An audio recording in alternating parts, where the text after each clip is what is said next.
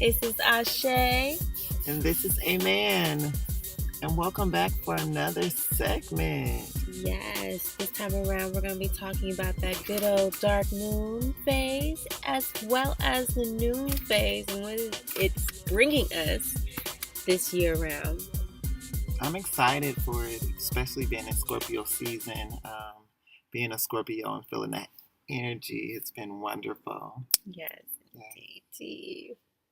So, as far as the dark moon phase go, we know that we are releasing things, we are healing from things, we are cleansing from things, and all that good stuff in preparation for the new moon phase, which is bringing in things and bringing in newness in that phase. So, during your dark moon phase, you want to share with us what you released and let go and surrender to the Almighty and Sure. Why not? I released, I think, a lot of fear, and a lot of fear that of everything, basically, just the fear that was holding me back from me doing the things that I really need to do to accomplish the goals that I have in place. So just the doubt and the things that comes with fear, just releasing all those things and just understanding that there's a fierceness and a boldness that I have to walk in and I have to transform in that. And I'm 30. I'm 30. You 30? Yes. What? Not you. Yes. Having a birthday last week on November 11th, I think changed me and changed my outlook on things. It's like, being a 30-year-old man, like it's things that I'm starting to see and to realize that I need to do, like, and a lot of it has to do with looking inward and doing self-reflection, and which has been a part of my journey, but there's more in depth, you know. Right. How about you, darling? Yeah, I feel the same way. I feel like this was really a beautiful time to, delve deep and to have that self-reflection and to just really understand myself even further because I'm always learning new things about myself even though I feel that I know myself extremely well. But yeah, just really basically taking this time to have that deeper inner reflection, and also with that taking the time to cleanse my house and to go through that process just to feel even better about this new moon coming in, just to feel just refreshed with it all. I'm a deep, true believer that, everyone should have a spiritual bath every once in a while and should do a cleansing of their home, especially if it's a new home that you're just going into and other things like that. But spiritual workers in particular, I feel like should be doing this almost daily since you're dealing with spirit, working with spirit and really dealing with spirit on a day-to-day basis as a spiritual worker in any capacity. So, I'm just a deep believer in that just from my own experience of not taking it serious and then having things happen and then be wondering like what is going on and then understanding, oh, it's because I really do need to cleanse, just like you cleanse your physical body. Yeah. Dovetailing off that, that's what I would agree with, just because, in your day-to-day altercation, everything is like an energetic exchange or a psychic exchange or something like that. So you do have to cleanse your spiritual self from those things. So yeah, you have to always remember to cleanse yourself, whether it is a bath or even a sage smudging, like, which could be effective too, like, just to, if you don't have the time to, because a lot of people like to create their bath salts too, and that's a lot of things that I learned because they like to put their energy onto it, their energy into it too.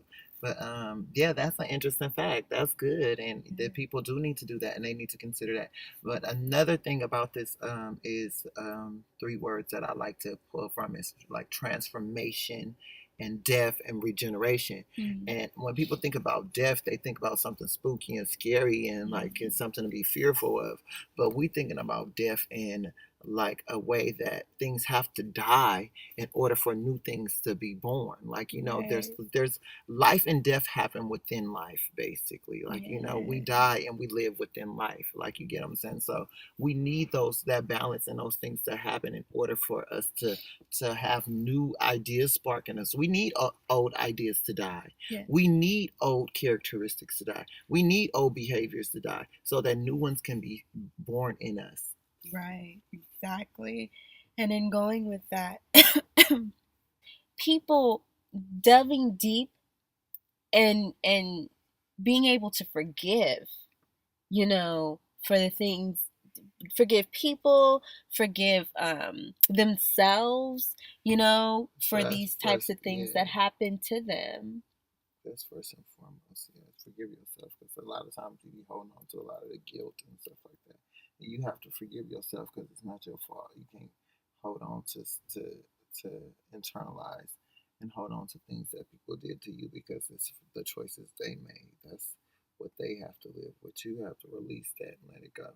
Like, this Hmm. is what it just eats you up alive. Right. But you have to do the work. You have to. I think that you can converse with the Most High and to ask him or her to remove those things from you, like, just to like to help you to, like you say, forgive yourself and to start to heal yourself and to like forgive those people that done those things to you because that's gonna be healing too. Like, forgive those people that done those things to you. Hmm. As well as, and I know we're jumping around, but this is a part of the dark moon phases, of all the ways in which we are releasing, we are surrendering certain things, you know, over and saying, I'm not going to hold on to these things anymore, so that I can make space and make room for new things to come into my life. And, if you're still hurting from the past, whether it be, a love circumstance or a romantic circumstance, or um, somebody violating you in any type of way, maybe it wasn't wise choices or decisions upon yourself, whatever it is that is stopping you from moving forward, whole and complete, and refreshed and anew, so that you can move forward in strength. Then that's what you have to basically meditate on and focus in on, so that you can figure out why it's still bothering you, so that you can fully release it. A lot of times we say, "Oh, I'm okay. It doesn't bother me. It's whatever." But in reality, it really is still a ping. It is something that's not quite resolved. And you kind of have to go through that investigation of self to be able to come to a solution. So you can resolve those feelings within yourself.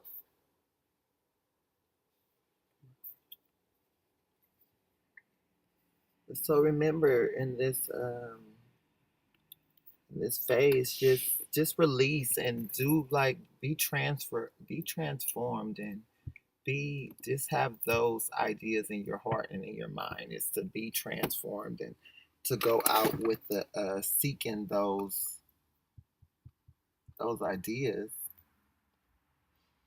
And as the moon moves on through the dark moon phase, it goes into the new moon, which is basically when you can't see it in the sky at all. It is completely blacked out. It's a new moon, and now you're gonna be waxing on. And as you, I mean, not know, but as you let things go, Yes. it's gonna be new beginnings. Because Yes. as those things died in your Mhm. life, then you're gonna have new beginnings. There's new hopes and there's new Mhm. aspirations and there's new inspirations. Yeah. So all the rest of that stuff that died down, that you released, that you purged out, Mhm. because there has to be some purging. When you grow in a vineyard, when you growing grapes, you have to purge off some of them grapes in order for some new ones to grow in order for some some new life, in order for some new healthy grapes to come. Yeah. And that's going to be what you're going to reap. It's in your harvest, the way you sow it. But you have to address it. Like you say, you have to address it. But in the end, you have to set new intentions. Right. Your intentions have to be pure at heart. And you have to continue to seek those pure intentions, and to remember to build on those pure intentions and the foundational of those pure intentions. And you're going to essentially have a rebirth. Yeah. And that's what it is. You're going to have a rebirth. You're going to have a reawakening. And in this reawakening, it's going to be so different from you. You're not going to understand it. You're going to think that it's just going to, but this is supposed to, the way that it's supposed to happen. This is the things that you're going to be manifesting in your life. You're going to start writing down your goals and start to see them manifest. Start to visualize things in your life, and see them. Start to see yourself doing things. The goals that you write down, start to seeing yourself accomplish them. Whatever you're saying, the new jobs that you want, anything that you want, start to see yourself having it.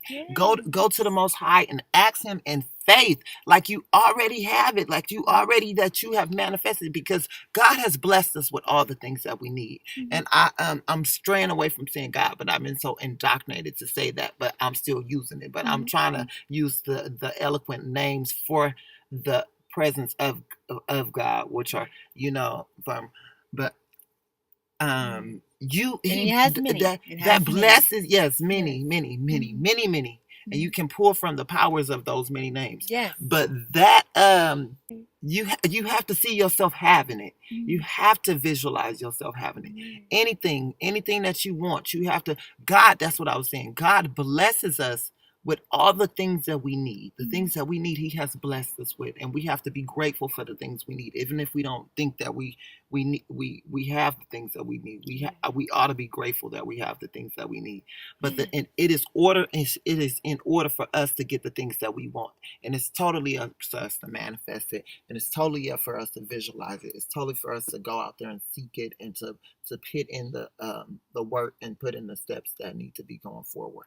But you have to always look inward and stuff like that, because you're right. People have done stuff to you and stuff like that, and things have happened to you, but you can't continue to dwell on that and say, "Oh, this is defining me" and stuff like that. You gotta let that shit go. Excuse my language, and I really don't cuss like that, but like, you get what I'm saying. Like you said, once you forgive yourself, you gotta let it go. Ask the Most High to forgive you, and to forgive that person if that's what you're seeking in life, and it's gonna be a release, and you're gonna feel the release, because you're gonna feel the weight off of your shoulders, and then you're gonna be into your new birth. Your intentions and yes, it's truly a process, though, Ashe. It's truly a process. Yes. And I'm not saying it's an easy process. And nobody said the road would be easy. Right. But there's things that we're gonna have to endure in this. Like, there's things that we're gonna have to endure when we're trying to please the Most High. Like,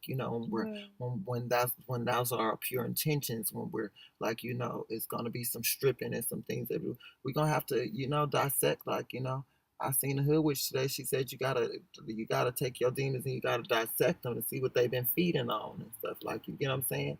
And the lady was like, "Oh, but you gotta kill something to dissect it." She said, "No, you could do spiritual surgery on it. Like, you get what I'm saying? Dissect and see, like, And I like that meme that say, and I feel like I'm over talking, and I'm gonna let you hold the floor. But I like that meme that say there's two wolves. There's the one wolf of jealousy, of despair, of anger, of anguish, and then there's one wolf of hope, of love and peace and joy, and both of these wolves is in you. And which one have you been feeding? Like, you get what I'm saying? So which one have you been feeding? Have you been feeding a wolf of love, of kindness, of hope, of peace, of patience, of long suffering? Have you been feeding that wolf, or have you been feeding the one of anger and despair and depression and all those low vibing frequency emotions? Right, exactly. And there's there's doctrines on how to deal with anger, how to deal with certain things. You don't always have to retaliate. But when we're talking about spirit, we can't always be on the defense. Sometimes we must take up the offense. sometimes we must attack in order to secure our safety and our ability to continue on and prosper without being hindered in any type of way. And I know it sounds weird because, like, oh, we're supposed to be all love and love. Well, the Scorpio, especially with Venus being in Scorpio, we got the sun in Scorpio, we had the moon in Scorpio. Now, with all these things happening, we should know the different levels and depths of love and how, if we're doing yin yang, well, then it can't always be flowers and roses and butterflies and singing, hoo, hoo, hoo, hallelujah. Like, no, sometimes it's going to be some warfare. Sometimes it's going to be some destruction.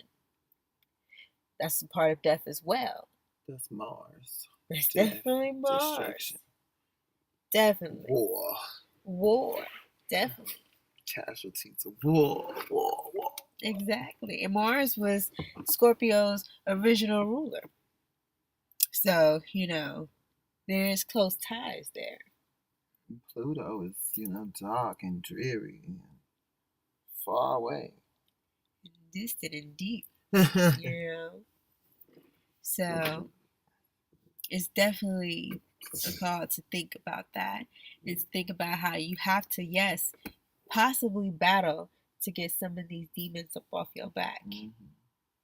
And are you willing to do that in order to be able to be truly healed and to be able to move forward? Yeah. So is there anything else we want to say about Scorpio and the new moon? I think that clearly wraps it up for about this. Yeah, I think, that was a good overview. Energy. All right, y'all. Well, till the next time. See you later. Peace.